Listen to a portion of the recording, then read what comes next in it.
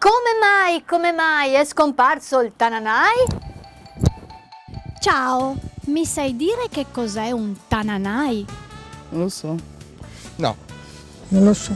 Non posso dire niente perché non lo so. E prova a chiedere a qualcun altro perché non saprei risponderle. Allora, il nonno qua, guarda. Cos'è un Tananai in veneziano?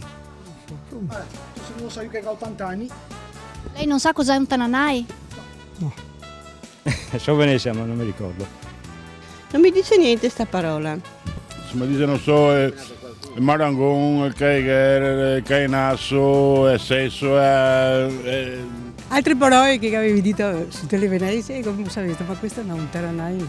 Cosa potrebbe essere un Tananai? Non lo so, un animale? Che animale? Boh, un uccello? Ma sembra più da morte, Thanatos. Ma mi sembra Tananai, mi suona molto come un tagliere, un qualcosa del genere. Pananai. Tananai. Potrebbero essere i guai che fai. A fare la nana a un bambino. Che fai il Tananai. Anche io faccio Tananai, Tananai. Qualche motore, qualcosa di imbarcazione, un'imbarcazione nuova, un motore forse. Giapponese sì, ma no. Non lo so, Kama Sutra, roba del genere.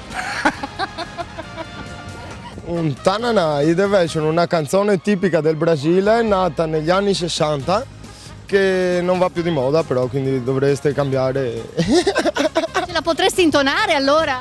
Tananai, nai, nai. Se io le dico far un Tananai. Forse un trambusto, forse. Chi lo sa, può essere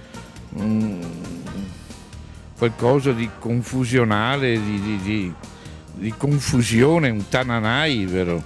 Un ambaradan, una gran confusione. Lei mi sa dire che cos'è un Tananai? Un Tananai è una grossissima confusione creata da uno scoppio, da un qualcosa, tipo qualcosa di rivoluzionario, diciamo, tra virgolette. Questo è paragonabile al famoso 48. Uno dice ha fatto un 48, ha fatto un Tananai, la stessa cosa. Mi faccia un esempio allora di questo Tananai. Qualcosa, uno che ha ricevuto un grosso torto, che scoppia in uno scoppio d'ira e ne combina tutti i colori, salta, sbraita, fa un Tananai.